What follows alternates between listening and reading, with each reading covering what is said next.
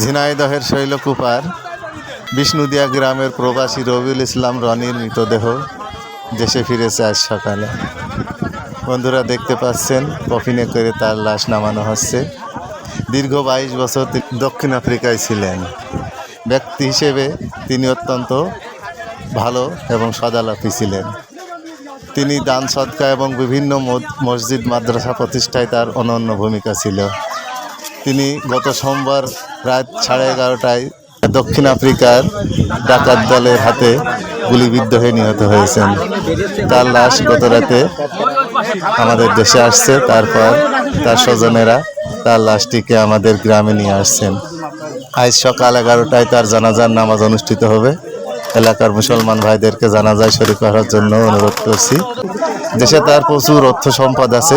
এছাড়াও তিনি দক্ষিণ আফ্রিকায় একজন বড় ধরনের ব্যবসায়ী ছিলেন। সেখানেও তার অনেক ব্যবসা প্রতিষ্ঠান এবং অর্থ সম্পদ রয়ে গেছে। সেখানে তার স্ত্রী সন্তানেরা আছেন। দেশেও তার বিভিন্ন জায়গায় বাড়ি এবং শৈলকুপার শাহিদা ক্লিনিক তারই। তো বন্ধুরা, আমরা এ থেকে শিক্ষা গ্রহণ করব, ধন সম্পদ টাকা পয়সা আসলে কিছুই না। মানুষের জীবন এবং সুস্থ জীবনই সবচেয়ে বড়। বিপদ আপদ থেকে আমাদের সবাইকে আল্লাহ হেফাজত করুক। আমিন।